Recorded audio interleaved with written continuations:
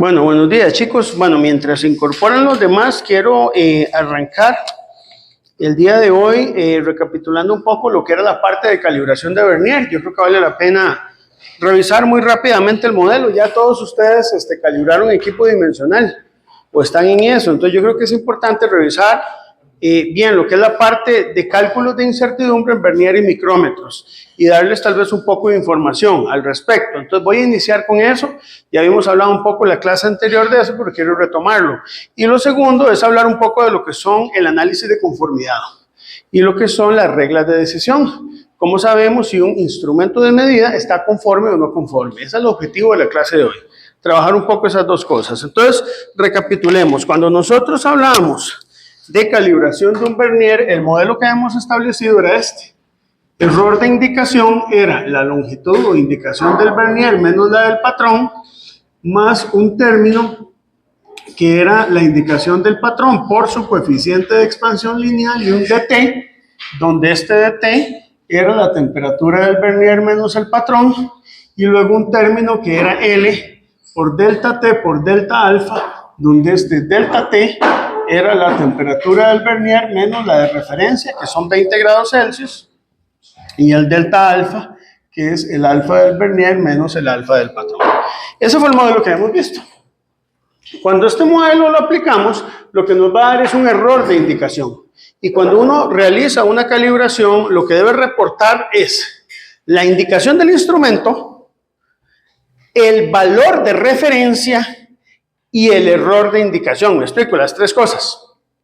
En un certificado deben aparecer esas tres cosas.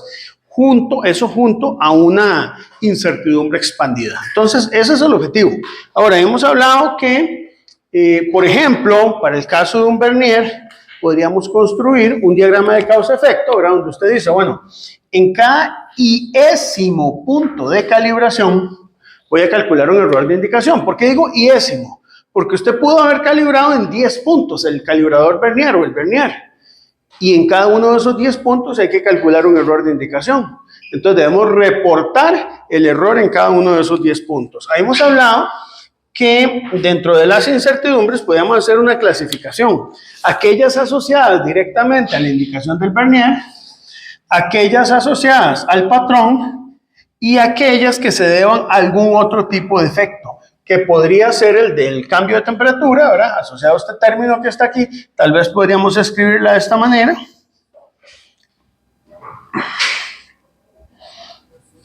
Y si quisiéramos generalizarlo, podríamos incluir este otro término que podría o no ser cero, ¿verdad? Dependiendo del material del Vernier y los bloques que nosotros estamos utilizando. Habíamos hablado que se incluía la resolución y resolución del cero, ¿verdad? Donde en un Vernier la resolución es 0,01 milímetros y la del cero es igual. Eso ya le habíamos hablado, ¿verdad? Entonces, así como repaso, nada más. Además de esto, incluíamos lo que era la repetibilidad. ¿Por qué? Porque realizamos la medición varias veces. Entonces, hay una incertidumbre de repetibilidad que sigue una distribución normal con un número de grados de libertad de -1. Que eso tenemos que considerarlo también como parte de las incertidumbres. Y además, esta es una de las que quiero centrarme en explicar bien, que es el paralelismo entre mandíbulas. Muy bien, esto sigue una distribución rectangular y el valor de esta incertidumbre depende de la longitud de la mandíbula, ¿verdad? Entonces, cuando nosotros tenemos las mandíbulas del Vernier, hay varias dimensiones que se vuelven importantes, ¿verdad? Entonces, aquí podemos tener el carril del Vernier, ¿verdad? Ustedes me comprenden ahí. Y esta longitud que llamamos A, y que en los Vernier suele ser de 40 milímetros, en los que ustedes calibraron, que son los pequeñitos, y pues genera una incertidumbre debido a que no empatan de manera paralela. Esta es la longitud nominal.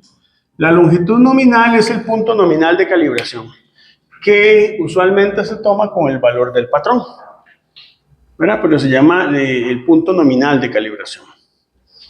Muy bien. En el paralelismo entre mandíbulas vamos a considerar que sigue una distribución rectangular y además vamos a considerar el error de Abbe o excentricidad, que de ese hablamos un poco, pero quiero retomarlo porque este es importante. Si el vernier fuera un vernier analógico, no se incluye la resolución del cero. Ok, explico, ¿verdad? Esta del cero no se incluye en un vernier analógico. ¿Por qué? Porque el vernier analógico ya por su naturaleza tiene una definición de cero, ya tiene un valor de cero que es inajustable. Entonces no se incluye. Se incluye la resolución del cero en un digital porque en los instrumentos digitales usted siempre puede revisar el retorno a cero. Y si no retornara a cero el instrumento, ¿qué hace usted? Le hace un tear, lo tara, para que regrese a cero. Entonces eso implica que puede haber una resolución por el ajuste de cero, ¿verdad? Pero en los analógicos no. Además, en el analógico podría incluirse la incertidumbre por efecto paralaje. Ustedes ya saben, probablemente ya del curso anterior, habíamos hablado de eso, que el efecto paralaje se podría incluir siempre que el instrumento de medida sea analógico. Entonces, aquí podría haber efecto paralaje. Pero este efecto paralaje solo en analógicos. ¿Bien? En nuestro caso no lo vamos a incluir porque nos interesa analizar el modelo para el vernier digital, pero sí es importante saber que podría ser incluido en el analógico. De estas incertidumbres, usualmente el efecto paralaje debe ser despreciable. Si no fuera despreciable es porque hay un problema de construcción o diseño del mismo vernier. Pero uno no construye un instrumento de medida para que el efecto paralaje sea importante. Uno procura más bien que sea despreciable en la medida de lo posible, ¿verdad? Ok, en el caso de los bloques, ya creo que se lo habíamos hablado muy bien. Tenemos el error máximo de los bloques, dependiendo de su grado o nivel de exactitud. Entonces, varios grados en los bloques, sí, pues. Hay varios grados en los bloques. Si es de grado 1, si es de grado 2, no sé si es de grado doble 0, si es de grado 0, hay un error asociado a una tabla que ya hemos visto la vez pasada y además un tema de deriva. La deriva tiene que ver con la estabilidad en el tiempo, también es importante considerarlo. Sí. Sí. A nivel de laboratorio, sí. ¿hay que considerar el efecto paralaje en los instrumentos analógicos? Sí, hay que considerar efecto paralaje en los instrumentos analógicos. De hecho, responsabilidad del metrólogo es calcularlo. Aquí hay una actitud muy curiosa, chicos, que a veces es un vicio en la metrología del mal metrólogo, que es, por ejemplo, usted ha calibrado, no sé, indicadores de carátula toda su vida, y usted al inicio demostró que el efecto paralaje es despreciable. Entonces usted dice, no, es que de mi experiencia yo sé que el efecto paralaje siempre es despreciable y no lo calculo. Eso no debe ser así. Siempre tenés que demostrarlo. ¿Verdad? O sea, usted no puede basarse en su experiencia para tomar decisiones para una validación. No. La experiencia sirve para saber cuál va a ser el resultado, pero eso no lo habilita a usted para no hacer el cálculo. Eso no se hace. Pasa adelante, Ariela. Ok. Pero no, muy buena la pregunta, ¿verdad? En cuanto a este delta T, chicos, aquí hay que tomar una decisión. Usualmente lo que uno hace es que toma una incertidumbre asociada a ese delta T, ¿verdad? Entonces usted puede decir error asociado al delta T, por ejemplo, más menos 3 Kelvin. ¿Qué significa eso? Esto significa que si yo voy a tomar una decisión con respecto a cuánto vale delta T, para efectos prácticos siempre se toma este término como 0 y se toma este término como 0. Entonces viene la pregunta, si se toman como 0, ¿para qué los incluyo en el modelo? Si se eliminan, ¿por qué me quedo nada más con estos dos términos? ¿Verdad? Sería bastante estúpido pensar así. ¿Por qué? Eso también el mal metrólogo piensa así. Porque dice que este término vale 0, nada más los elimino. ¿Por qué no los puedo eliminar? Porque eso es muy estúpido. Porque aportan incertidumbre. Puede valer 0, pero puede aportar incertidumbre. Por ejemplo, aquí tenemos un coeficiente de sensibilidad distinto de 0. Cuando usted llega y calcula la incertidumbre respecto a este delta T, aparece este coeficiente de sensibilidad. Entonces, lo que nosotros hacemos es que consideramos el delta T como 0 Kelvin más menos 3 Kelvin, ¿verdad? Entonces, el valor de corrección aquí es 0, pero la incertidumbre no es 0. ¿Está bien? De forma similar acá, uno podría establecer aquí un delta T, por decir algo. Vamos a establecer un error en el delta T mayúscula. Ven que el delta T es distinto, porque es la diferencia con respecto a 20. ¿Cuánto? Y va a depender de cómo hayas validado tu método. Vamos a poner un ejemplo de 5 Kelvin. Significa que el valor del delta T mayúscula va a ser 0 Kelvin más menos 5 Kelvin. Pero además podrías tener un valor en el delta alfa. Aquí es un detalle importante. El delta alfa puede o no valer 0. Pero eso es lo que tenemos que determinar dependiendo de nuestro modelo, ¿verdad? Usted debería conocer cuánto es tu delta alfa y cuánto es el error del delta alfa que usted puede tener, ¿verdad? Qué sé yo, uno podría considerar un error de 1 por 10 a la menos 6, Kelvin menos 1, ¿verdad? Y el delta alfa no siempre vale 0. Vale 0 cuando el instrumento de medida y el bloque patrón que estamos utilizando tengan el mismo coeficiente de expansión. Y eso podría ser una consideración. Pero, por ejemplo, cuando ustedes utilizan bloques de cerámica, el alfa de la cerámica es menor que el alfa del acero y hay que considerar ese delta alfa. ¿No vale? Perdón, ¿por qué el paralelismo es una rectangular? El paralelismo entre mandíbulas se considera que es rectangular porque es un error. A ver, cuando usted tiene una incertidumbre basada en límites que sean un error, que vos tengas un valor central y puedes alejarte hacia arriba o hacia abajo en la misma magnitud, usualmente se toman como distribuciones rectangulares. Y esto es un error, que ya vamos a ver cómo se calcula, ¿verdad? Ahora, vamos con cada incertidumbre. Este sería el diagrama de causa-efecto más completo para el 10º punto de calibración de un vernier. Aquí tal vez, esto ya es un subíndice I, ¿verdad? Un subíndice mudo, porque puede ser en cada punto distinto, igual acá.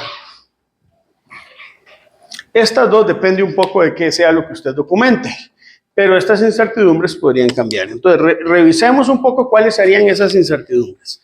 Entonces, empecemos por aquí. Si yo calculo las 5 incertidumbres, la resolución, en el caso del vernier, la resolución del 0, sabemos que es división de escala entre raíz de 12. Y la división de escala de los verniers es 0,01. Por lo tanto, ya habíamos dicho que esto era 2,89 micrómetros, ¿verdad? Eso lo dijimos en la lección anterior. Que es tomar el valor de división de escala y dividirlo entre raíz de 12. Algunas referencias, chicos y chicas, consideran solo una resolución. Una resolución. Y ojo, ustedes van a encontrar referencias que dicen, no considere D entre raíz de 12, considere D entre raíz de 6 y considera solo una de las dos resoluciones. ¿Será correcto hacer eso? ¿Qué piensan ustedes? O sea, llega alguien y le dice en su empresa, usted dice, no considera estas dos, quite esto, borre y mete una sola, nada más que la toma triangular, de entre raíz de 6. ¿Se puede hacer eso o no? Vamos a pensarlo. Usted lo que está haciendo es lo siguiente. Usted lo que está haciendo es que está considerando una única incertidumbre por resolución, que va a ser D sobre raíz de 12 al cuadrado, sumado 2 veces, o sea, esto por 2. ¿Ok? Quedando entonces D cuadrado, aquí queda un 12, pero ahí claro, al haber un 2 aquí y dividir queda un 6, quedando D entre raíz de 6. Entonces sí sería correcto, pero hay que entender que el concepto que estamos tomando en cuenta ahí es que estamos considerando la convolución de dos distribuciones rectangulares. Y por eso queda una triangular, no porque la resolución sea triangular, sino porque al ser la convolución de dos rectangulares, tomarla como triangular podría ser una opción, ¿de acuerdo? Pero no pierde el hecho de que siguen siendo dos distribuciones rectangulares. Nunca la resolución se toma como triangular, se toma como rectangular. La GUM en eso es clara. Entonces, ¿por qué ahí tomamos triangular? Porque son dos incertidumbres. Entonces, algunas referencias lo consideran así. Ok, ¿estamos claros? Eso es con incertidumbre de resolución. Vamos a hablar ahora de la repetibilidad. La incertidumbre de repetibilidad se calcula como la desviación estándar experimental de la media. Entonces, usted toma la desviación estándar, la divide entre el raíz del número de datos y eso se va a considerar la repetibilidad. Para efectos prácticos, en este curso y en muchas aplicaciones, se toma el número de grados de libertad infinito en resolución, pero aquí se toma como n-1. Se toma como 1 menos que el número de datos que tomaste en ese punto particular. Ahora, tenemos del otro lado paralelismo entre mandíbulas. Vamos a hablar bien de esta incertidumbre porque creo que debe quedar bien clara. El paralelismo entre mandíbulas es una incertidumbre que depende de la longitud de la mandíbula del Vernier. En este caso, pues la mandíbula, por ejemplo, si fueran 40 milímetros, esos 40 milímetros me permiten a mí calcular ese paralelismo entre mandíbulas. Y hay una norma de la ISO, o sea, hay varias formas de entrarle a esto. Aquí no está totalmente uniformado, pero digamos, dentro de lo que usted puede encontrar en publicaciones del CENAM y lo que se suele interpretar, que me parece que es lo correcto aquí, es tomar una fracción que es tomar 10% de A dividido entre raíz de 3. Eso es lo que se toma usualmente. Es decir, una fracción que es 10 milímetros por cada 100 milímetros del valor de A dentro de la división de escala, ¿verdad? Entonces, en la ISO, vamos a mostrar bien eso. Vamos a enseñarlo por aquí. Creo que yo le subí el documento que se llama Metrología Dimensional, chicos. Yo sé que no estoy proyectando ahí, pero es solo para aclarar que ahí esté.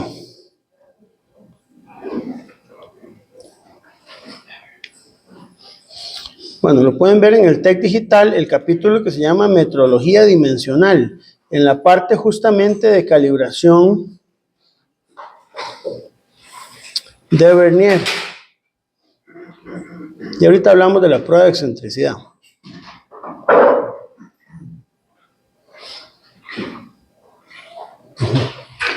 Pero aquí es 10 micrómetros, o sea, voy a usar la misma nota.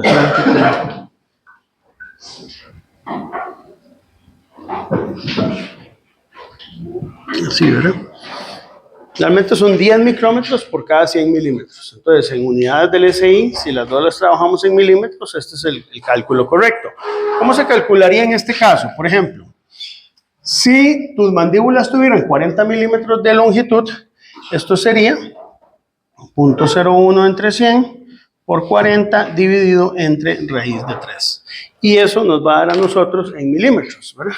Porque 40 son milímetros. Y estas dos unidades que están acá, 0.01 y 100, se cancelan. ¿Cuánto nos da este cálculo?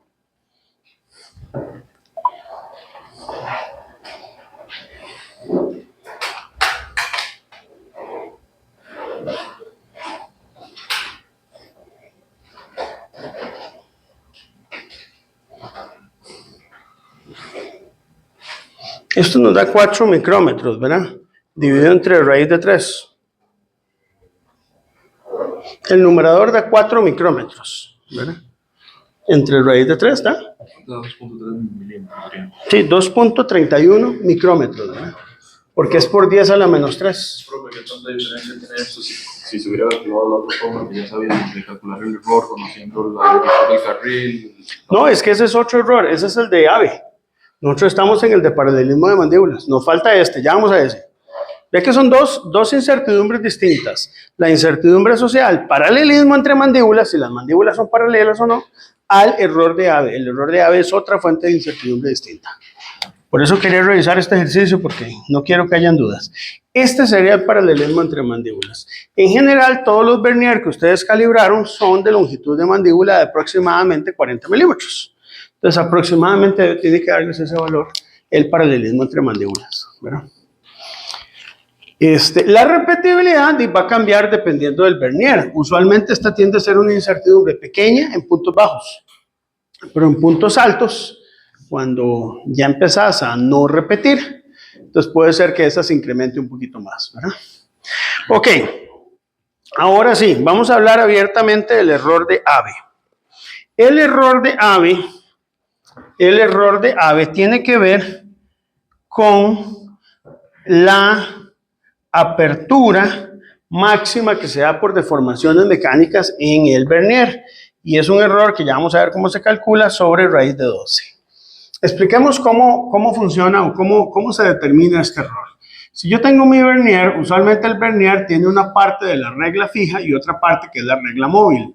Esta regla móvil, voy a exagerar un poquito, puede ser que se deforme.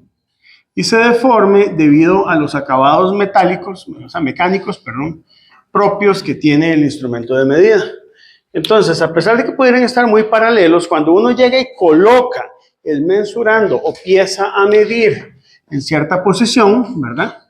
Aquí en medio, se van a deformar las mandíbulas. Y esa deformación de mandíbulas se debe a que el eje de medida, o sea, el eje donde se realiza la medida, que es el que está aquí, se encuentra en una posición excéntrica con respecto al eje donde están mensurando. En un micrómetro no hay error de ave porque si ustedes utilizan el micrómetro, el mensurando, la pieza que usted está a medir está en el mismo eje del tornillo micrométrico que usted abre y cierra. Pero en el caso de un vernier, la posición se coloca de manera excéntrica, es decir, se coloca más abajo de donde se encuentra el eje de medición. Y cuando se coloca más abajo del eje de medición, entonces tenemos lo que se llama el error de ave. ¿De acuerdo? Hay que aprender a distinguirlo. Ahora, ¿cómo se calcula? Aquí existe un huelgo, ¿verdad? Existe un huelgo. ¿Qué es esto? Que tiene que ver con esa distancia que se corre, que se desvía de alguna manera la parte móvil del vernier. Entonces, para poder calcular el error de ave, tenemos dos enfoques. El primero es calcularlo con base en el A, que es la longitud de la mandíbula, el huelgo y el espesor de mandíbula, ¿verdad? Entonces, ¿qué hacemos nosotros aquí? Usualmente el valor de A ronda los 40 milímetros. 40 milímetros. ¿Cuánto vale el huelgo? A ver, chicos, esa sí es una pregunta un poco capciosa, porque el huelgo tampoco es una cantidad que se conozca con total precisión y depende más que todo de la calidad del vernier que nosotros estamos calibrando. En general, cuando uno trabaja ciertos vernier, por ejemplo, de la marca Mitutoyo, Toyo, que es una de las marcas tal vez más reconocidas dentro del vernier, se considera que ese huelgo anda en el orden de los 10 micrómetros. 10 micrómetros. Sin embargo, cuando usted tiene un vernier que no es de esa marca y que puede ser otro como los que usamos nosotros, ¿verdad? Insights o algún otro, no tenemos evidencia de que realmente sea de 10 micrómetros. Entonces se puede suponer un cierto ajuste, como en el caso de los verniers de nosotros, ¿verdad? Y considerar un valor de huelgo de 35 micrómetros. Un poco más conservador, probablemente tira un poquito más arriba el valor, pero nos va a dar a nosotros un valor más conservador en el caso de ausencia de información. Se podría medir, eso podría ser un proyecto, determinar cuál sería el huelgo de un vernier realmente, pero no es un proyecto fácil de resolver porque necesitamos equipamiento o instrumentación muy especializada. ¿Podemos considerar ese mismo valor igual para el laboratorio? Exacto, por eso lo estamos viendo aquí. Pueden considerar ese para el laboratorio. Ajá. ¿Qué instrumento se mediría de huelgo? Habría que hacerlo tal vez con una máquina de medición por coordenadas. Habría que desarmar el vernier, medirlo por máquina de medición por coordenadas y determinar cuáles son los huelgos. Porque tendrías que medir el espacio exterior, que es lo que se llama agujero, y el espacio interior, que se llama flecha. Porque básicamente vos lo que tenés es una pieza que desliza dentro de otra. La que está en el interior se llama flecha. Hay que determinar el espesor de esa flecha y hay que determinar el espacio sobre la que se encuentra. Y con las dimensiones puedes hacer una estimación. Se puede hacer, pero sí necesitamos una máquina de medición por coordenadas, o se podría intentar también desarmar el vernier, medir en varios puntos la parte exterior. Esto lo puede medir uno con un micrómetro. El tema es cómo medir la parte interna, ¿verdad? Habría que pensarlo, pero sí se puede hacer. Aquí, pues, no se hace. pero podría hacerse, ¿verdad? Ya uno podría meterse en una línea de investigación por ahí y ver realmente cuáles son los acabados. Si usted fabrica vernier, usted sabe cuáles son los procesos industriales bajo los cuales usted los fabrica, entonces usted debería conocer esas tolerancias, ¿verdad? Entonces, pero sí, se podría medir. Se podría medir. Hay que trabajarlo un poco y hay que tener equipamiento especializado. No sé, creo que no. Habría que, tal vez con métodos ópticos, tal vez con algún método óptico se puede desarmar y medir este espacio que hay en la mandíbula. Eso sí se puede hacer. Y habría que sacrificar un micro o un vernier, ¿verdad? Con la cámara que tiene un elemento, ¿no podrá ver uno bien el cambio? Yo creo que sí. Tal vez ahí se puede, y podría ser. Ahí lo dejo como idea. Si alguien quiere meterse en eso, puede ser proyecto el curso también. Si algún valiente quiere medir porque es que esta es la incertidumbre más importante de todas. Y de repente la estamos calculando bajo un criterio muy conservador, ¿verdad? Y luego el W, que es el que tiene que estar en contacto con la regla inferior, que usualmente anda en el orden de los 55 milímetros, ¿verdad? ¿Está bien? Ok. Esto nos da, según mis cálculos, me los verifican, porfa, 25,45 micrómetros. O sea, resulta ser una incertidumbre altísima, ¿verdad? Ahora, adicionalmente, uno lo que debe realizar aquí es una prueba de excentricidad. Ustedes todos realizaron la prueba de excentricidad. La prueba de excentricidad, yo la propuse en su momento para calibración de vernier, porque considero que era importante, ¿verdad? A partir de un colega que me la sugirió hace muchísimos años, ¿verdad? Calibrar vernier no hay una norma aquí en este país, chicos. Hay una publicación que hizo un señor, don Héctor del Senam. Hay algunas referencias por ahí, pero no hay una norma. Entonces, lo que estamos tratando de hacer aquí es como un proceso de normalización, ¿verdad? ¿Esta prueba en qué consiste? Usted lo que hace es que mide en las mandíbulas del vernier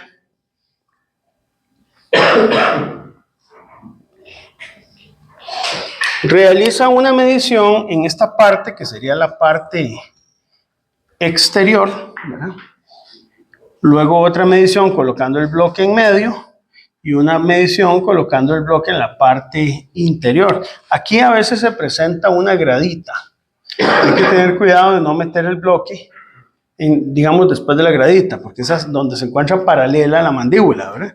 Esta sería la indicación central, digámoslo así, en el centro. Esta sería la indicación exterior y esta es la indicación interior, ¿verdad? Ustedes hicieron esa prueba.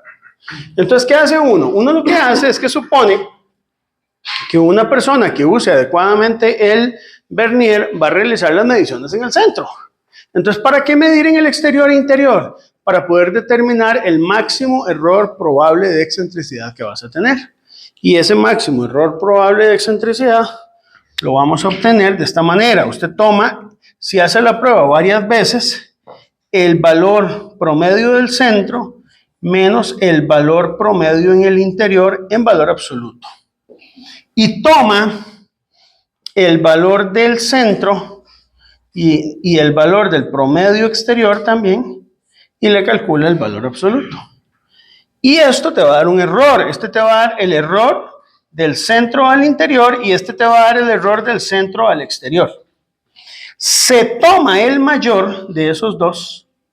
Se toma el mayor de esas dos indicaciones, o sea, entre la del centro interior y centro exterior, se toma la máxima en valor absoluto, la máxima, y eso es justamente el valor de E que usted toma aquí. Ahora viene la pregunta, ¿utilizo el E calculado de la fórmula del error de Abbe que me da aquí?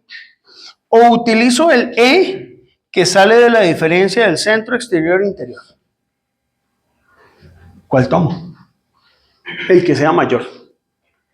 Si me da mayor el E, en el caso de la prueba de excentricidad, de ahí tomo el valor del E de excentricidad. Si me da mayor el E tomado desde el cálculo del error de Abbe, tomo ese valor de E y ese es el que va incluido dentro de esta incertidumbre. ¿Estamos claros con eso, chicos? ¿Está bien? Ok. Y si, digamos, si fuera mayor el E de la excentricidad, ¿Sí? ese no se usa en el paralelismo de mandíbulas. No, es que el paralelismo sigue usándose, es independiente.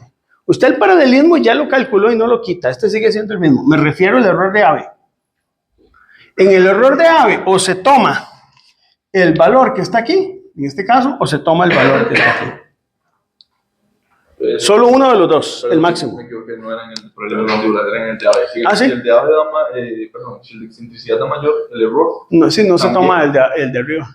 Pero ese también es que se usa en la incertidumbre de Abe. A ver, aquí usted tiene que usar un E.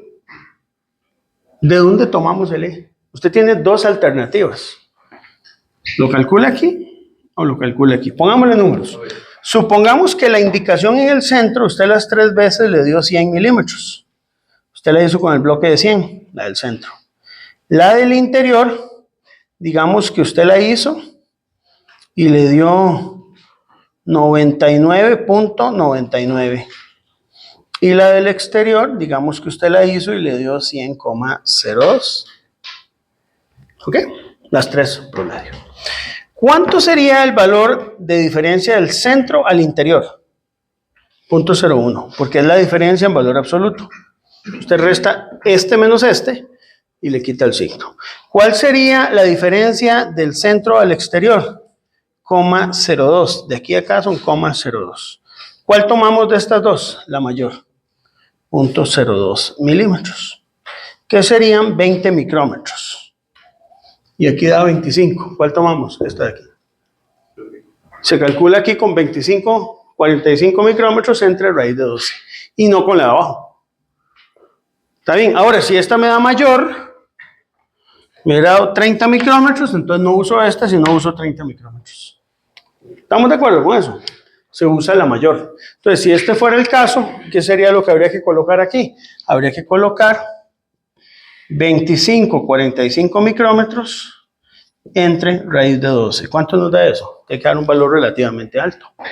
¿Cuántos? 7,35. 7,35. Ok, en el entendido de que la prueba de excentricidad da menor que ese valor, ¿verdad? ¿Estamos claros hasta aquí, chicos? Si diera mayor el de la excentricidad, pues tomamos el valor de la excentricidad. ¿Estamos claros con eso?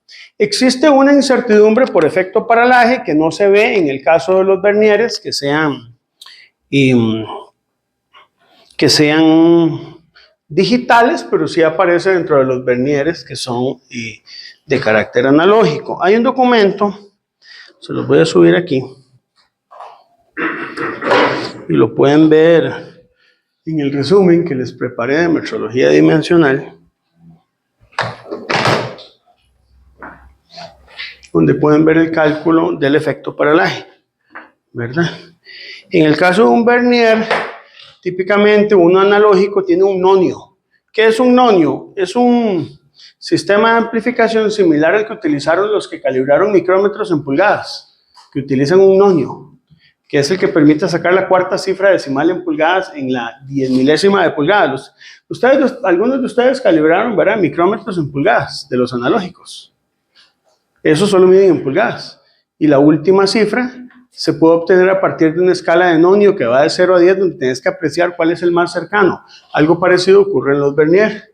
Los vernier con nonio ya tienen resoluciones que son del orden de 0,05 milímetros o de 0,02. Cuando es un vernier analógico, usualmente la división de escala anda por aquí o por acá, dependiendo de la calidad del vernier, ¿verdad?, la marca, el modelo que ustedes trabajen, ¿verdad? Y eso necesita un nonio.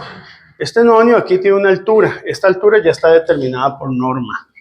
Esta altura está determinada por norma, o sea, se fabrica ya con base en una norma y se conoce ese valor, que ese valor en norma en la escala Vernier corresponde a 0,3 milímetros. Se calcula un efecto paralaje, para eso se hacen algunas consideraciones, ¿verdad? Dentro de la consideración es dónde se ubica el observador y cuánto puede ser la desviación en este plano paralelo. Haciendo estimaciones de esta altura de F y de O, que bueno, eso no es que están normalizados, es otro error. Que mucha gente piensa que porque fue publicado ahí en el CENAM bajo ciertas especificaciones, entonces si yo no encuentro la referencia, yo no puedo calcular el paralaje. No, también ustedes deben documentar el paralaje en función de que ustedes puedan implementar cierta forma de medir. Es decir, no todo es porque está indicado dentro de una norma, ¿verdad? Como ustedes son ingenieros físicos, me entienden. El metrólogo común no es ingeniero físico. Es metrólogo y mide y sabe medir bien, pero no sabe calcular paralaje, ni tiene por qué saberlo, porque no es ingeniero. Lo que sabe es utilizar fórmulas, programar una hoja electrónica y le dicen qué tiene que meter en cada dato, ¿verdad? Pero ustedes como ingenieros físicos sí pueden diseñar bien el proceso y cuantificar bien el paralaje. Una vez cuantificado el paralaje, se utiliza una relación que depende de la división de escala y del espacio entre las divisiones de escala real del nonio. Y con eso ustedes pueden calcular el paralaje. En este caso muy particular, da 0,587 micrómetros. Es decir, da fracción de micrómetro, lo cual está bastante por debajo de la resolución. 0,6 más o menos micrómetros. Imagínate que es menos de la tercera, incluso menos de la cuarta parte de la incertidumbre por resolución. Con lo cual podemos asegurar que esa incertidumbre suele ser despreciable. Porque incluso vea que es despreciable en una división de escala de 0,01 y en los analógicos es todavía mayor, es 0,02 o 0,05 micrómetros. Un analógico puede tener una incertidumbre por resolución de 5,8. Si fuera de 0,02 milímetros el valor de división de escala y de hasta 14 micrómetros si fuera de 0,05 milímetros el valor de división de escala. Por lo tanto, el valor de la incertidumbre por efecto paralaje suele ser despreciable. ¿De acuerdo? ¿Está bien?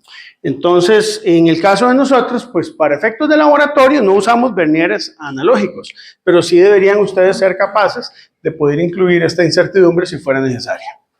Vamos con la parte asociada a los patrones. Ya hemos hablado de eso, ¿verdad? Yo les había dado unas relaciones que les permitían a ustedes determinar los errores máximos.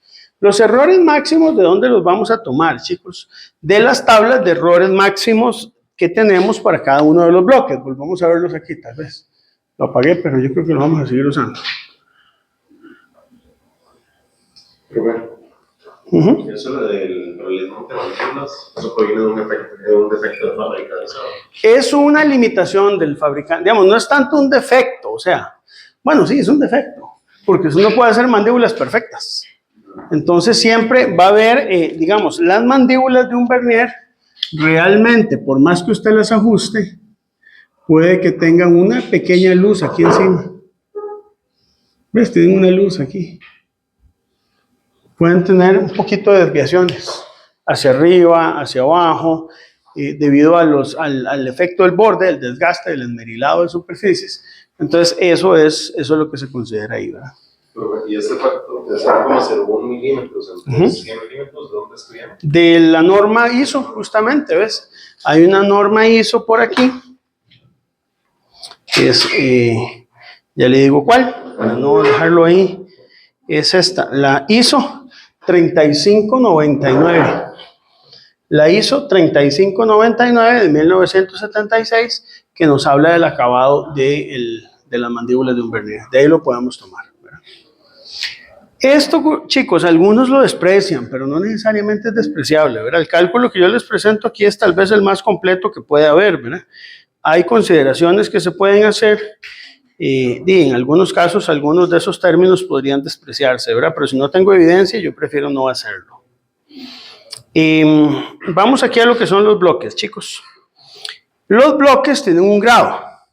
Por ejemplo, no sé si ustedes lo notaron, los bloques de laboratorio son de grado AS1. Entonces hay una tabla que yo les di en el material, donde están todas las tolerancias para bloques de grado AS1.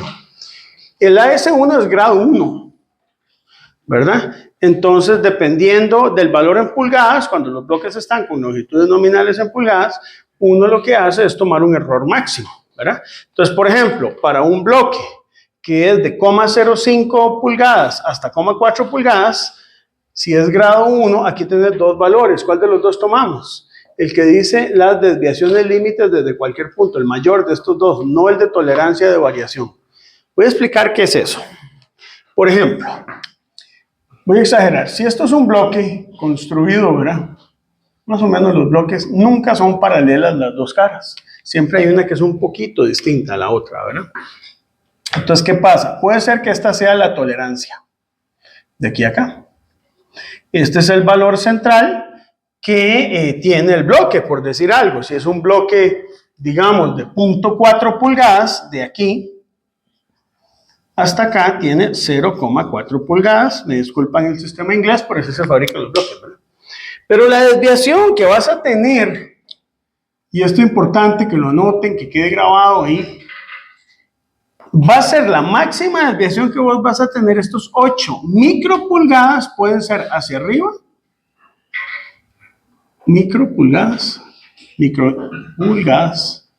o hacia abajo, respecto al valor central de 0,4 pulgadas. ¿Qué significa el 0,6? El 0,6 no lo usamos, pero tiene que ver con la diferencia entre estas dos cosas. Estos son 0,6, perdón, 6, ¿verdad? Por aquí dice 6 micropulgadas. Y es el acabado que tiene que haber, básicamente, entre los puntos máximos y mínimos dentro de un bloque. Entonces, el valor que utilizamos como error es el primero, el que dice 8, ¿verdad? Que es el que implica todo el intervalo de tolerancia, ¿verdad? Eso lo pueden ver con más detalle en la ISO 3650, la norma cubana que les subí por ahí. La ISO 3650 lo explica, pero para efectos de este cálculo vamos a utilizar este valor de aquí. ¿Qué hacemos cuando adherimos bloques? Hay que sumar aritméticamente los errores de los dos bloques, porque se van a considerar perfectamente correlacionados. ¿Se acuerdan de eso? Que lo vimos el semestre pasado. Digamos, si usted tiene dos bloques, por ejemplo, que usted quiere hacer una adherencia de un bloque de 0,4 pulgadas y uno de 0,3 pulgadas. Resulta que el bloque de 0,3 y el de 0,4 pulgadas, ambos tienen la misma tolerancia para un AS1, 8. 8 de un bloque, 8 micropulgadas y 8 micropulgadas del segundo bloque. ¿Cuál sería el error máximo permitido de la unión de esos dos bloques? Son 16 micropulgadas. No 8 entre raíz de 3 al cuadrado más 8 entre raíz de 3 al cuadrado raíz. Eso estaría malo, porque se consideran completamente correlacionados. ¿Estamos de acuerdo con eso? Es el mismo caso cuando habíamos visto el semestre pasado. Yo coloco una pesa de 2 kilogramos y otra de 2 kilogramos, da 4 kilogramos. Pero ¿cuál es el error máximo de esa carga de 4 kilogramos? No es la raíz cuadrada de la suma de los errores de ambas pesas, ni de las incertidumbres, sino que se suman los errores aritméticamente y se toma como un único error, que ya se le puede dar una distribución rectangular. ¿Me explico? Porque son magnitudes completamente correlacionadas, con un coeficiente de correlación igual a 1. Aquí se toman los bloques como magnitudes completamente correlacionados. Por eso se suman aritméticamente. Pero si no usamos la tolerancia, ¿para qué sirve? Sí la usamos, claro, usamos esta. Ah, no, esta sirve para fabricación de bloques. Cuando usted quiere fabricar bloques, usted dice, no, a mí no me interesa calibrar, me interesa fabricar, y yo quisiera de alguna manera verificar si cumple con las especificaciones de norma, ahí sí podrías utilizar esa tolerancia, ¿verdad? Sí, son dos especificaciones, pero para efectos de calibración no se usan, Ali. No se usa eso. Ok, habíamos hablado entonces de los errores, habíamos hablado también de la deriva, ¿se acuerdan? Yo eso no lo voy a repetir porque lo vimos la vez pasada, pero sí recordarles que hay unas ecuaciones dependiendo del tipo de grado, ustedes las tienen anotadas por ahí, para lo que es la deriva de los bloques anual. Entonces usted lo que hace es multiplicar eso por la cantidad de años, ¿verdad? Entonces pueden pues consultarlo por ahí. Muy bien. Ok, entonces, continuamos. Ya sabemos entonces cómo calcular los errores. El error máximo, la incertidumbre por error máximo del patrón,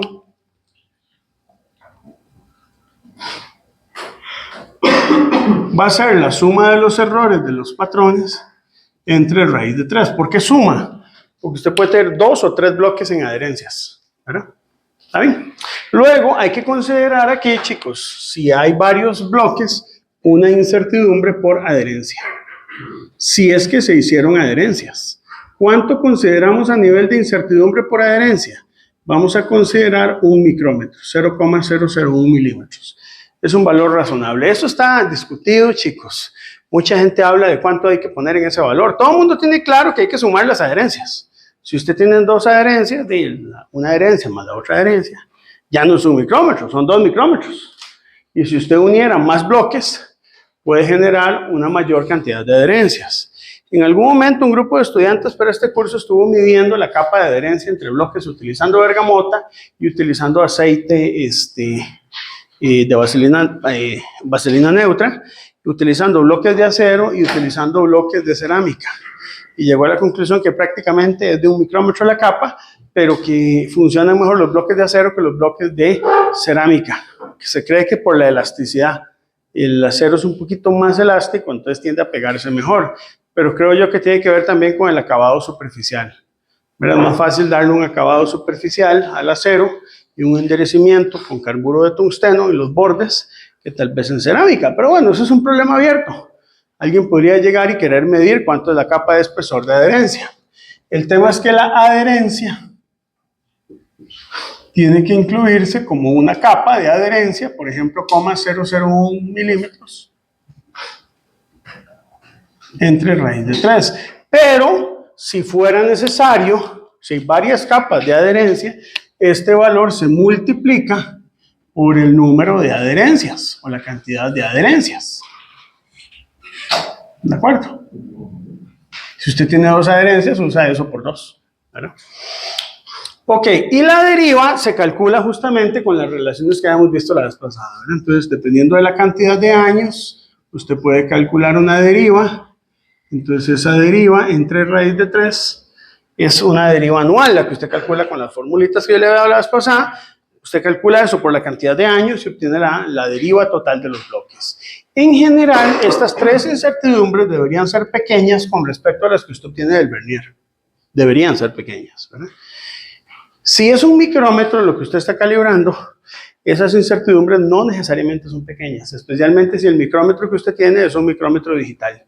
Cuando usted calibra micrómetros digitales, no se recomienda hacer adherencias, porque muchas veces la adherencia genera una incertidumbre que es del tamaño de la resolución del instrumento que usted va a calibrar, ¿verdad? Pero bueno, a veces no nos queda de otra. Por eso es que se buscan comprar, cuando usted trabaja con micrómetros, juegos de bloques que tengan los puntos de calibración adecuados para el micrómetro que usted quiere calibrar.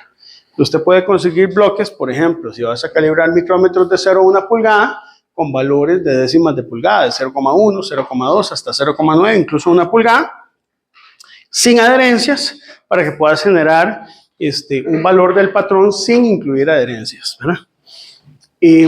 Mito que a veces se tiene: las adherencias son de tamaño despreciable. Y son despreciables dependiendo de lo que usted vaya a utilizar, ¿verdad? El instrumento de medida. Pero eso es un mito, ¿verdad? A veces la metrología está llena de mitos y no culpo a los metrólogos, chicos, porque así como los seres humanos tenemos mitos en cada cultura, ¿verdad? Aquí en Costa Rica tenemos nuestros mitos, que país de paz, ¿verdad? Entonces, bueno, en la metrología lo hay, que por ejemplo, las adherencias son despreciables, que la incertidumbre de 2 pesas de 1 kilogramo es mucho mayor que una sola pesa de 2 kilogramos. Hay que ver, hay que revisar eso, depende de la clase de exactitud, ¿verdad? Entonces, hay conceptos que yo creo que vienen, eso que le llaman experiencia, hay que tener mucho cuidado, porque la experiencia puede inducirnos a errores también que tendemos a repetir. Yo he procurado no repetir esos errores, pero puede ser que en una que otra se me escape uno sin querer, chicos. Vamos a las que quedan, a las últimas 2, chicos, para terminar esta parte. ¿Cómo calculo la incertidumbre de este término? Piensen que lo que yo quiero es calcular, quiero que vean esto como un término y otro término. Entonces, quiero calcular la incertidumbre de esos 2 términos en forma separada. La incertidumbre, llamémoslo así, tal vez es un abuso de notación, pero yo creo que lo podemos entender bien. Es longitud del patrón por alfa delta t. Vamos a suponer, chicos, algo que no es obvio. pero es como se supone. Usted va a suponer que el delta t vale 0, pero tiene cierta incertidumbre. Por lo tanto, cuando usted llega y aplica la ley de propagación de incertidumbre para esto, como es un producto, entendiendo que no hay correlaciones entre ellos, y básicamente lo que tenemos es LP alfa por incertidumbre de delta t. ¿Por qué no añado los otros términos? Porque yo podría así aplicar ley de propagación de incertidumbres y decir la incertidumbre de LP por este coeficiente de sensibilidad. Sí, pero es que delta t vale 0. Pues se elimina. O por ejemplo, la incertidumbre de alfa por un coeficiente de sensibilidad donde está LP y delta t, sí, pero valen 0. El único coeficiente de sensibilidad que no se hace 0 es el del delta t. Por eso es el único que se incluye dentro de la ley de propagación de incertidumbres. Esto va al cuadrado raíz, pero yo cancelé la raíz con el cuadrado. Entonces, ya aquí queda calculado, ¿verdad? ¿Cómo se calcularía esto? El LP depende del valor del patrón. El alfa depende del valor del material que usted emplee. Yo les había dicho que, por ejemplo, para acero se puede usar 11,5 por 10 a la menos 6 Kelvin menos 1. Pero si los bloques son de cerámica, este valor cambia para cerámica. ¿Ok?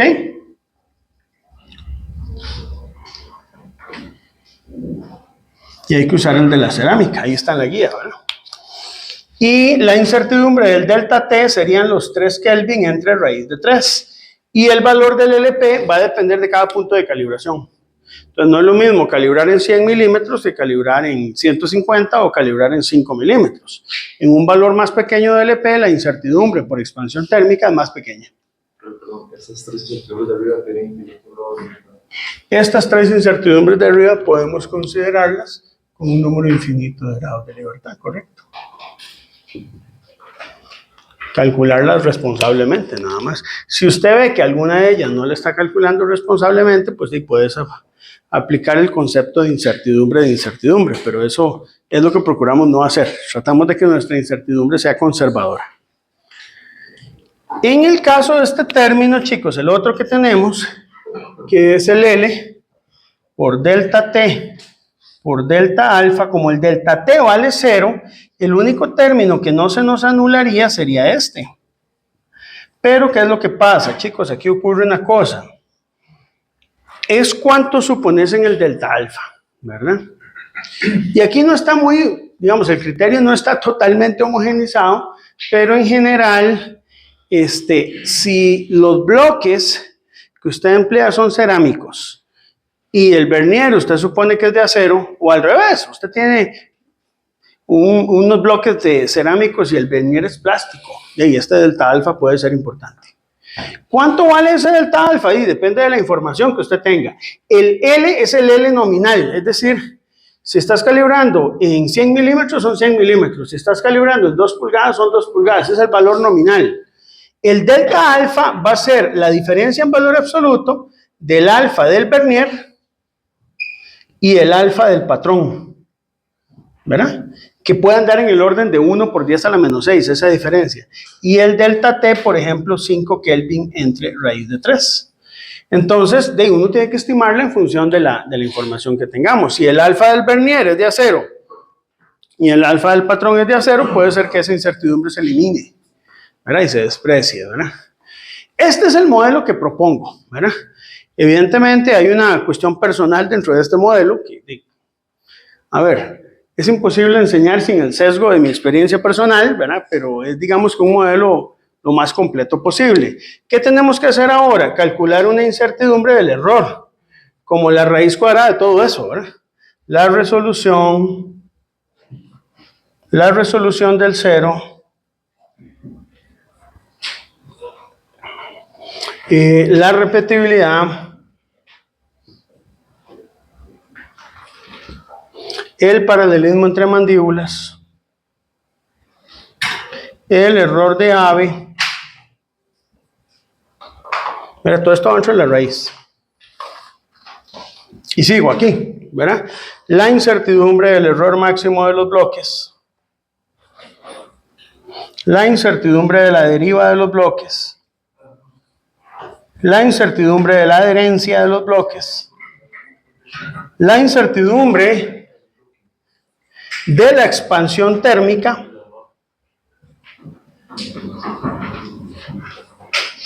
y la incertidumbre si aplicara de la diferencia de coeficientes de expansión térmica. Y todo eso va dentro de la raíz. ¿Qué sigue después? Asociar un número de grados de libertad. Aquí vamos a usar un criterio muy práctico, chicos. Vamos a tomar que todas, excepto la repetibilidad, tienen un número de grados de libertad de n-1, el resto son infinitas. O sea, todas las incertidumbres tienen un número infinito de grados de libertad, excepto la repetibilidad, que va a ser n-1. Si haces 10 mediciones por punto, pues evidentemente el cálculo de los grados efectivos de libertad va a ser la incertidumbre a la cuarta del error entre la incertidumbre a la cuarta de la repetibilidad del Vernier entre n-1, que como esto va en el denominador, lo puedo escribir aquí, ¿verdad? Lo puedo escribir aquí. Con eso calculo un número efectivo de grados de libertad, un factor de cobertura y una incertidumbre expandida, que va a ser el factor de cobertura por la incertidumbre del error de indicación. Esa incertidumbre se calcula para cada uno de los puntos de calibración, ¿de acuerdo? Para cada uno de los puntos de calibración. Esa incertidumbre, la diferencia de temperaturas es entre el Vernier y el bloque. ¿Esta o esta? Esta de abajo es la diferencia de temperaturas entre el Vernier y la temperatura de referencia de 20 grados Celsius. La que es delta T minúscula es entre el Vernier y el bloque, por eso no son iguales. ¿Está bien? Gracias, perdón, porque se usa el alfa de... porque se usa el delta alfa en esa que es como la media. En esta de aquí, ¿por qué se usa el delta alfa? Bueno, eso es una demostración que se hace del modelo, donde, de hecho, el modelo lleva una simplificación. La demostración quedará de tarea, la tarea 2. Pero aquí, digamos, para que este modelo sea válido, nos queda a nosotros este delta alfa. Sí, eso va a quedar para la tarea 2, ahí lo van a demostrar. Porque de repente no es obvio. Este término podría ser obvio por la expansión térmica, pero esto dice, ¿por qué un delta alfa y no un alfa V o un alfa P? ¿Por qué aquí se usa el alfa P y no el alfa V? También otra pregunta que usted puede hacer. Bueno, esa es la demostración del modelo. Pero sí, digamos, Ale, es parte del modelo que nosotros utilizamos por ahí. Eso va para la tarea 2, ¿verdad? Chicos, ¿cómo estamos con esto? Sí. ¿Cómo se justifica que yo esté tomando el input de grados de libertad para... Que usted conoce muy bien el resto de las incertidumbres y las estás calculando de manera muy conservadora como para poder considerar un número menor de grados de libertad. Ahora, esto es una recomendación. Hay incertidumbres, don Gabriel, que evidentemente tienen infinito número de grados de libertad, como la resolución. Pero, por ejemplo, el error de AVE, usted podría no estar tan seguro.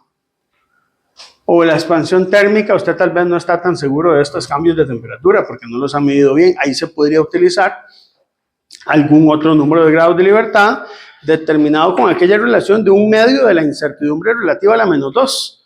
Puedes utilizarlo, digamos. Este es como el modelo base, pero puedes hacerle ajustes en función del nivel de conocimiento que ustedes tengan, ¿verdad? Ok, ¿alguna otra pregunta? Bueno, ahora antes de irnos al desayuno, quería preguntarles cómo les está yendo con la tarea 1. ¿Qué pasó? Yo la verdad tendrá como para 2 días, la verdad. Usted la empezó ayer, ¿no? No. No, entonces... En el fin de mi visión sólido, entonces, básicamente no le sólido. Pero Creo que sí, que eran como las entregas para hoy, mañana. Sí. ¿Las entregas de qué? ¿De otros cursos? Sí, para mañana. Para mañana hay dos videos que llevamos ya todas las piezas que nos mandó ya listas. Qué difícil. Si usted me hubiera hecho ese comentario hace unos 20 años, cuando yo empezaba a dar clases, yo le hubiera dado otra respuesta diferente a la que le doy hoy. Hace 20 años le hubiera dicho que queden bien conmigo y no me interesa lo que pase con don Álvaro, ¿verdad? Ahora yo soy un poco más consciente porque sé lo que es estudiar en el TEC. Usted no escoge llevar un curso solo de metrología industrial y legal y los demás dejarlos botados, no se puede, ¿verdad?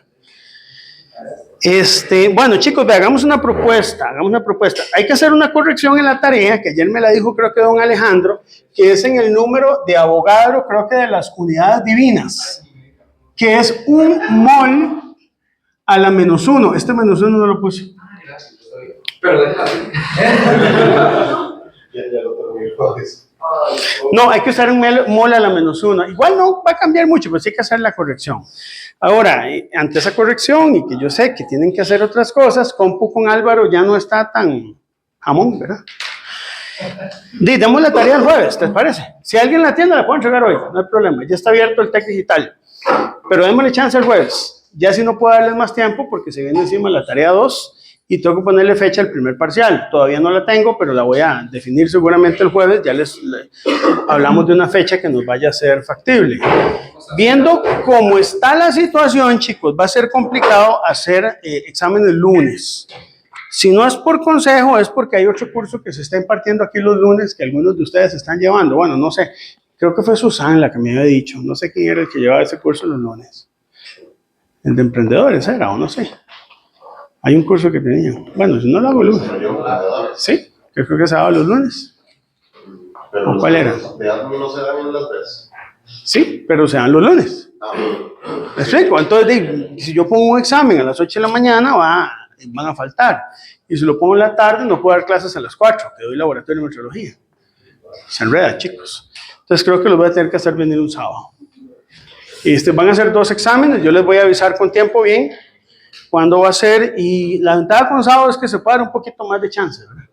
Si lo hago aquí entre semana, hay que limitarlo a 4 horas o incluso a 3 horas, dicen. Porque los bloques de exámenes son de 3 horas. Yo no sé quién dijo eso en el TEC.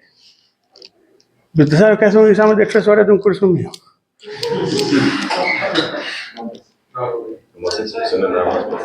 No, da chance de leer las instrucciones y ya no hay más. O sea, ustedes saben. A ver, chicos, seamos hombres y mujeres maduros. Creo que lo mejor, lo más cómodo es hacerlo el sábado, para que tengan disponibilidad de poder hacerlo bien, ¿verdad? Yo les voy a avisar bien la fecha, seguro ya el jueves las definimos. Este curso tiene la ventaja, eso solo tiene 2 exámenes. 2 exámenes, uno que pensaba hacer más o menos en semana 7-8 y otro que se hace ya al final del curso, ¿verdad? Incluso podemos adelantarlo un poquito para que tengan chance de ir desarrollando el proyecto. El curso tiene un poquito menos de actividades entregables que análisis de incertidumbres, pero el proyecto tiene un poquito más de valor, entonces ya tenemos que irlo trabajando. Si alguien falta de definirme grupo, que hable conmigo, ya casi todos los grupos están confirmados, y yo creo que a partir de la otra semana ya podemos ir viendo los posibles temas, no para que lo definamos ya, pero sí para que veamos un poco el alcance de lo que queremos para este curso. Entonces, conclusión, tarea para el jueves. ¿Alguien se opone a eso?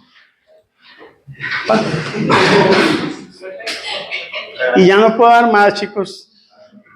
No se puede, es que ya no puedo, o sea, tampoco puedo estar a disposición del cliente con ustedes. No, y yo sé que la tarea, a ver, estas tareas son raras porque son tareas no de tanto cálculo, sino conceptuales. Eso es lo difícil, ¿verdad? Los problemas más difíciles son los de concepto, ¿verdad?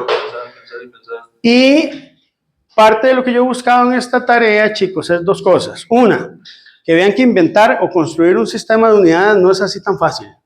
A uno le dan las unidades listas y materializadas y usted nada más las usa, pero el haber construido las unidades no es tan sencillo.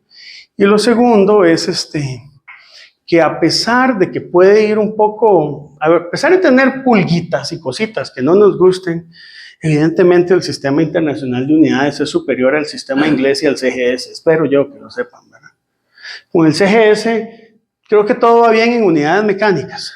Tardamos en meternos en electromagnetismo, se espelotó la cosa, ¿verdad? Y hay gente que domina eso, pero me parece que es un dominio artificial que no nos da mucho, digamos, no te hace mejor persona dominar las unidades del CGS respecto a las del SI. Y el sistema inglés, no sé qué impresión les queda al final, pero un sistema severamente incompleto. Sirve para medir cosas del siglo XIX, me explico, sirve para tiempos de la colonia.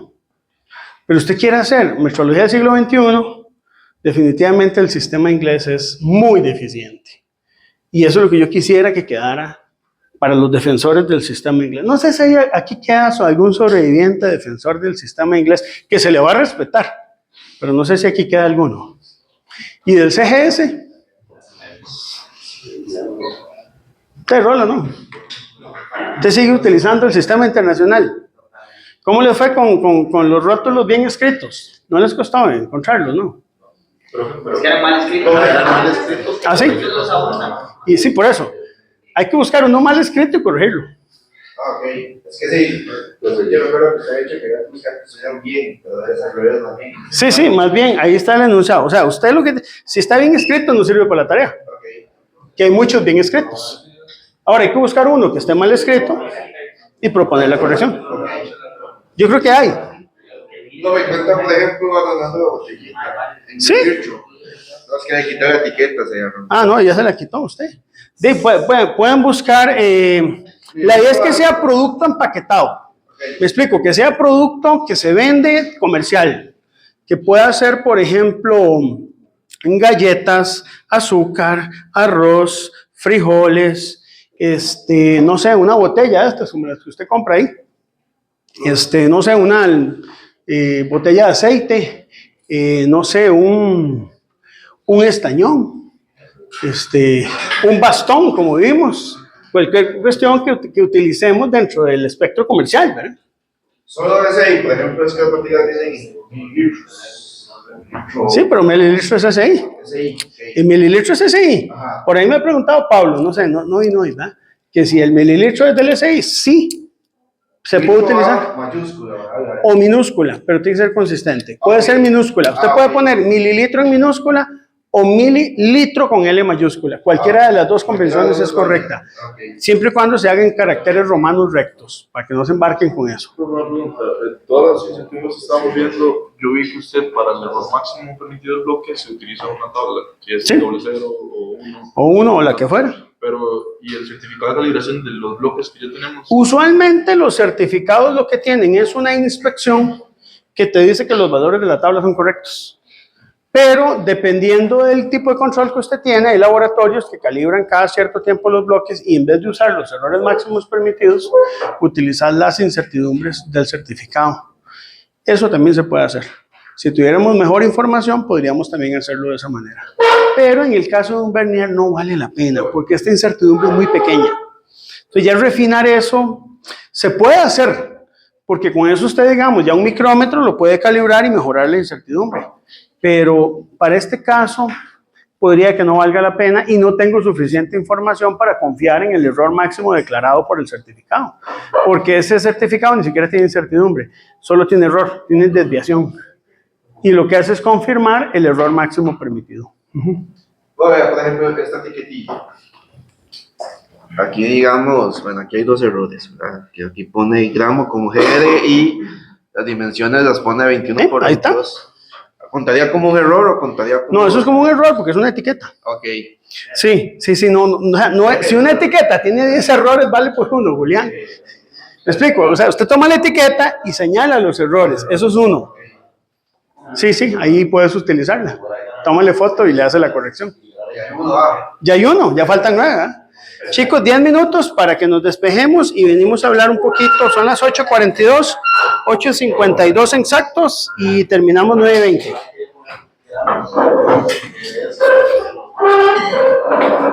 Listo, vea, quería enseñarles esto porque eventualmente ustedes tendrán que construir una hoja electrónica.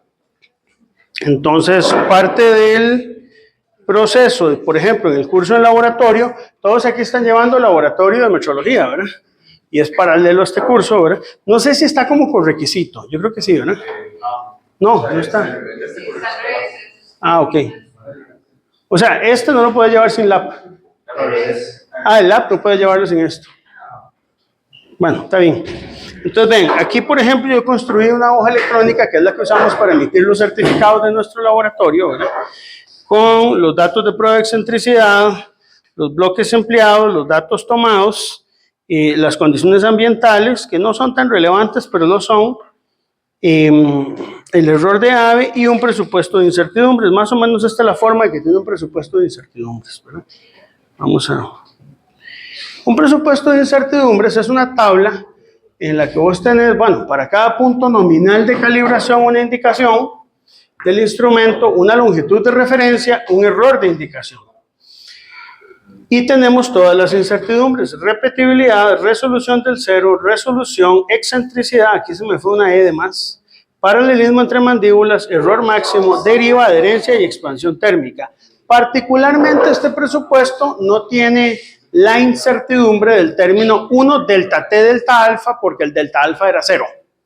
pero puede ser que ustedes sí tengan que incluirla. La incertidumbre estándar combinada, grados de libertad, factor de cobertura e incertidumbre expandida. Los que llevan conmigo el laboratorio tienen ese formato que yo les propuse en la tarea 1. Los que no, pues también se los puedo pasar, si fuera el caso, pero cada profesor les va a pedir probablemente algo muy similar. El presupuesto de incertidumbre se hace para todos los puntos de calibración. Y entonces estamos tomando infinitos números de grados de libertad, excepto en la incertidumbre de repetibilidad. Cuando hacemos un gráfico de pesos de incertidumbre, queda algo así. Yo sé que se ve algo incómodo, pero bueno. Esto es cada punto de calibración, 5, 10, 15, hasta 190, ¿verdad? Y aquí vienen todas las incertidumbres con un código de color, siendo la última la incertidumbre estándar combinada. Como ustedes pueden ver, la incertidumbre que más pesa en este caso es la del error de AB. Entonces, puede ser que ese sea un resultado de lo que ustedes vayan a obtener en la calibración de un vernier, que el error de AB sea uno de los que más pese, ¿verdad? Por aquí, adicionalmente, generé una curva de calibración. Estos son datos ficticios y no necesariamente se va a presentar este comportamiento. Pero algunos instrumentos de medida podrían ajustarse. Estos son cada error de indicación con sus incertidumbres expandidas, pero podrían ajustarse a una recta de mejor ajuste. Eso en vernier no es muy común. Casi siempre en el vernier los errores tienden a estar en torno a 0. Pero hay instrumentos de medida donde puede haber un comportamiento lineal. Entonces uno puede hacer correcciones. Podría ser también lo siguiente, que quería hablar un poquito de conformidad.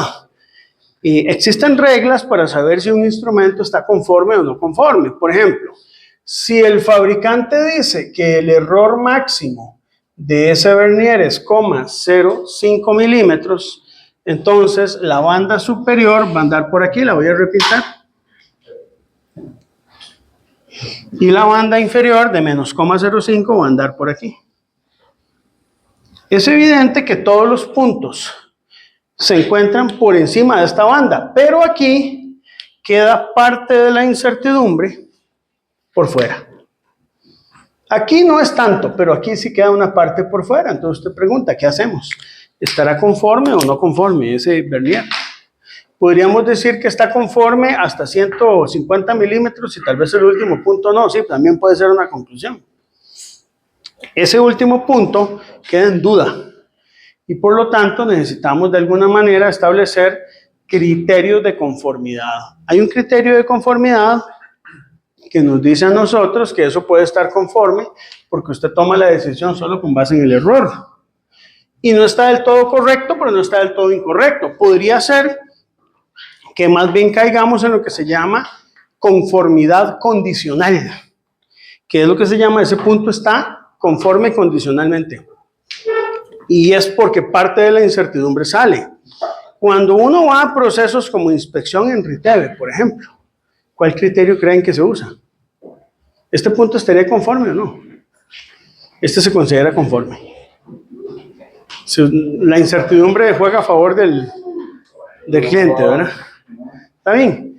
Entonces, bueno, eso es parte de lo que probablemente les toque hacer. Ahora, vamos a otra discusión. Esos son los puntos centrales, son los errores. Los puntos centrales son los errores y las barras son las incertidumbres. Y no es raro que todas sean positivas.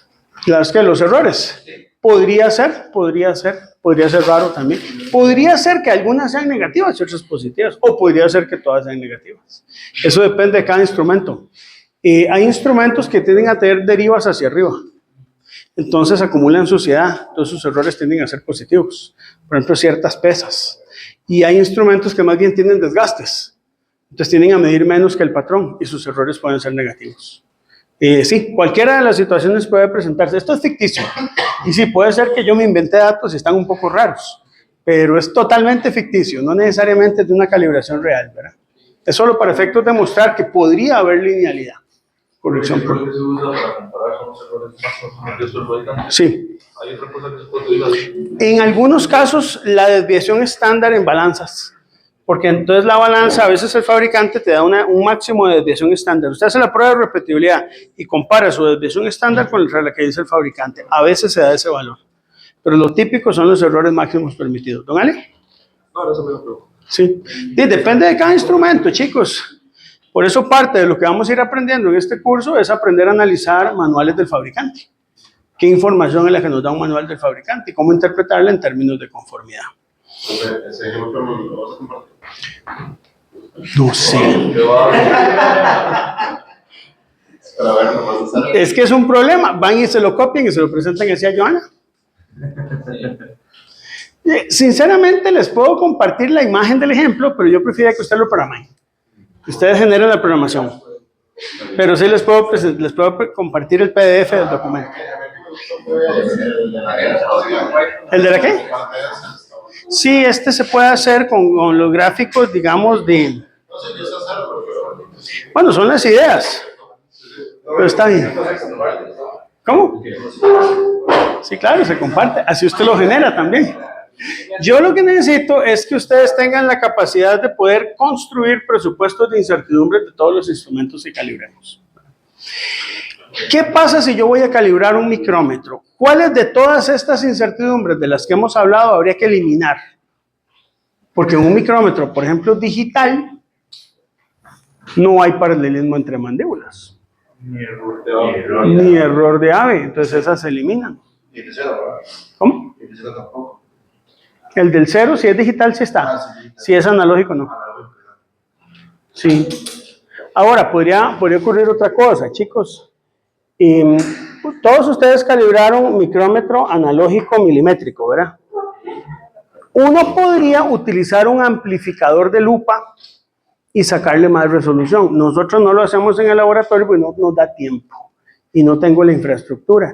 Pero, por ejemplo, el Centro Español de Metrología recomienda eso. Que usted no solo parta la mitad, sino que incluso subdivida en 5 partes. Entonces hay que tener la cámara de amplificación y poder generar una mejor resolución. Uno puede a nivel de calibración generar una mejor resolución que la que trae el instrumento de medida cuando es analógico. Cuando es digital no siempre se puede, ¿verdad? No se puede. Entonces eso es importante también, que no necesariamente la división de escala coincide con la resolución del instrumento. Por ejemplo, cuando usted calibra una regla, usted utiliza un implemento de amplificación donde ese milímetro lo dividimos en 5 partes, ¿verdad? Entonces, tomar en cuenta eso, ¿está bien? Y bueno, y lo que queda es que hagan la práctica de laboratorio, generen los cálculos y presenten los informes para aprender un poco lo que es la parte de metrología dimensional ahí en cuanto a lo que es calibración, ¿verdad? El otro punto, esto que sigue, sí se lo voy a compartir. Pero yo creo que es importante al menos empezar hoy con esto, chicos. Es hablar de un tema.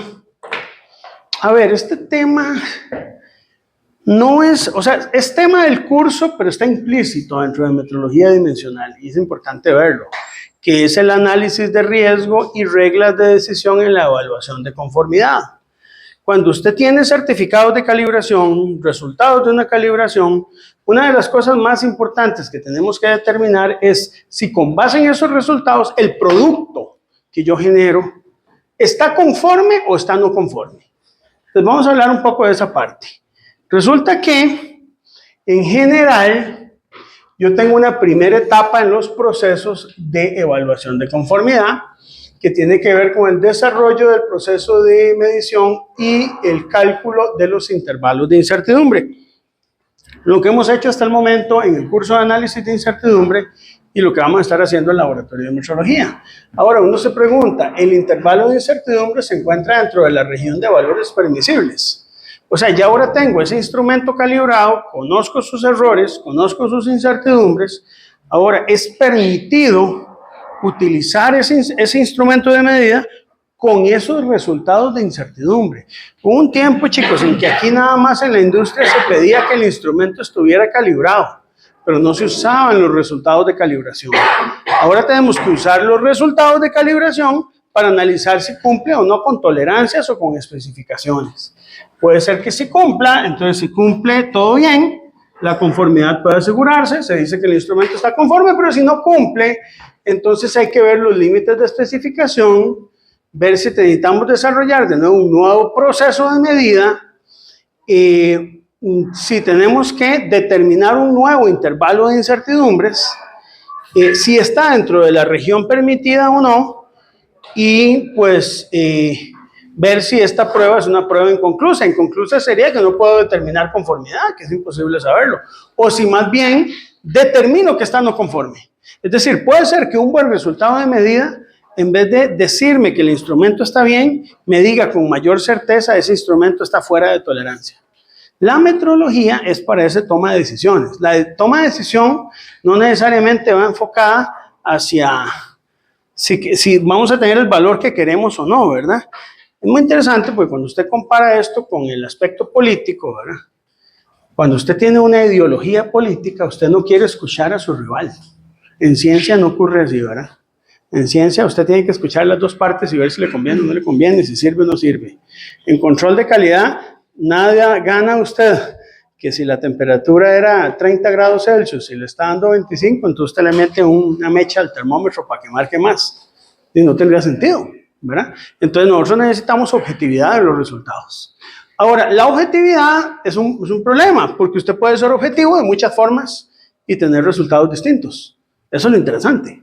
O sea, el ser objetivo, no hay un único tipo de objetividad. Esto es una de las cosas más raras.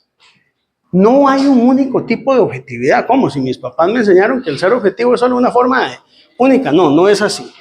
Entonces, existen 6 formas de ser objetivo.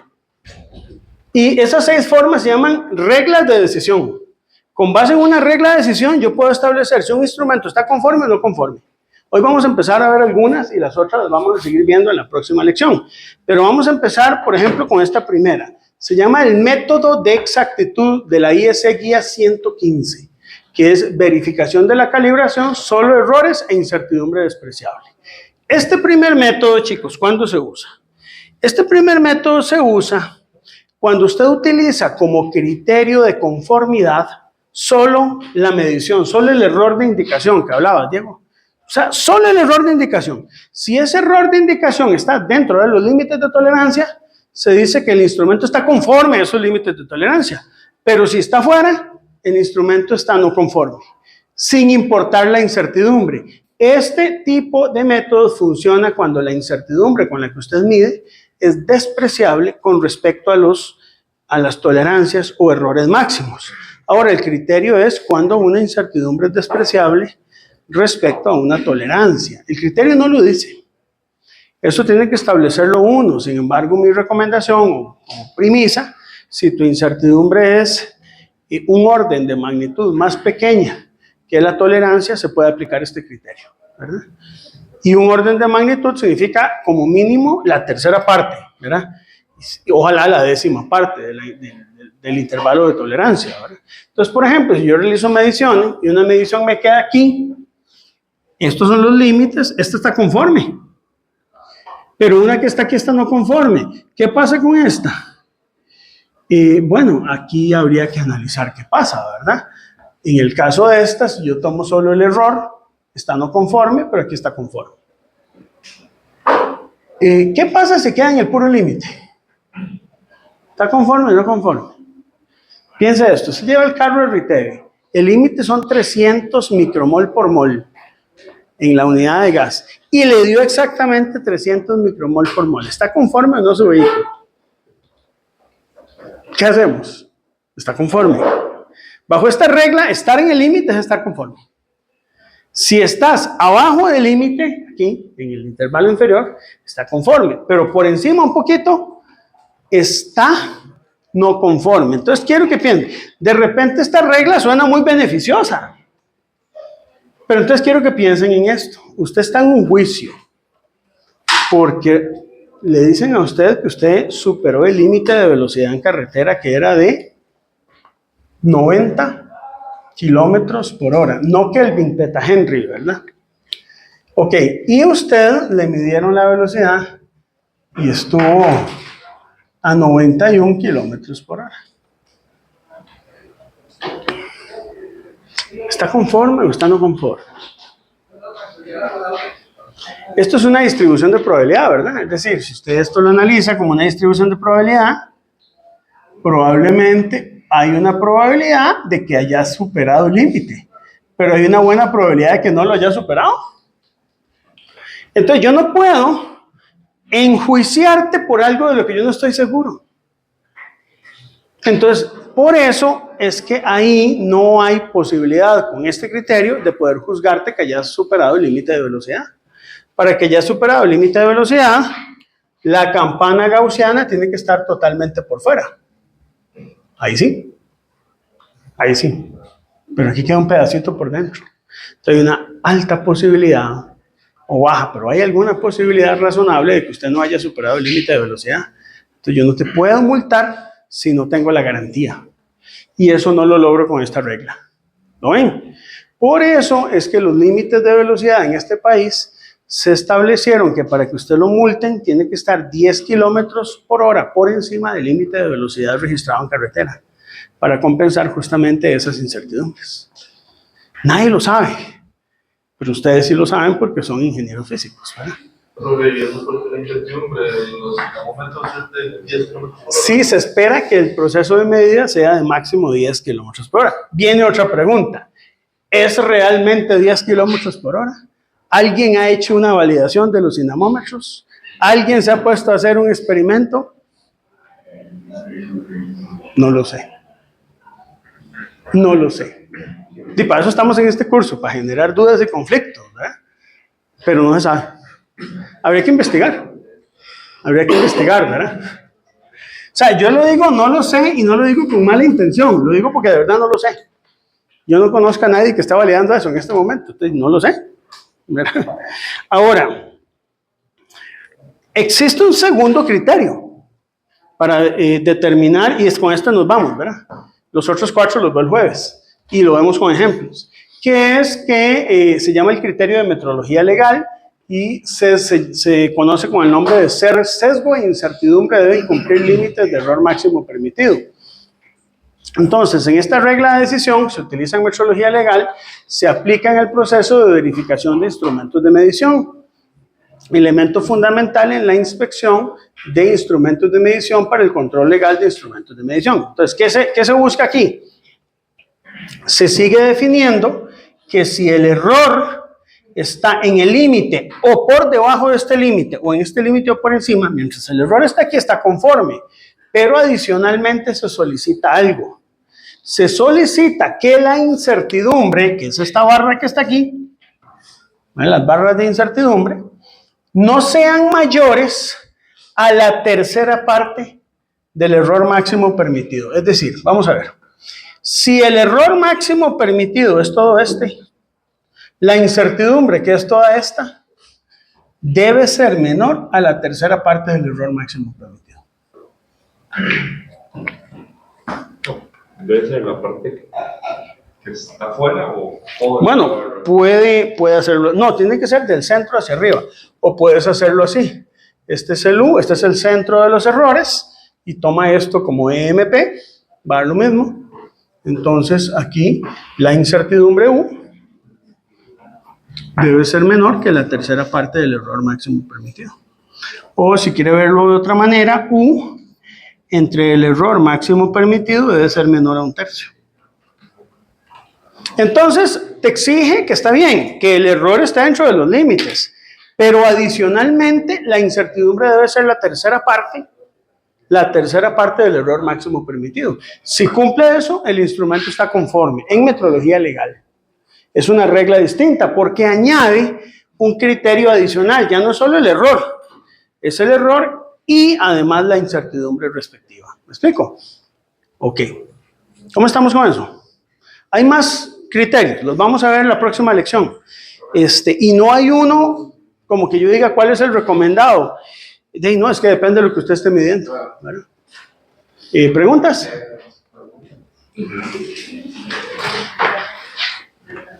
Bueno, ahora les subo la presentación.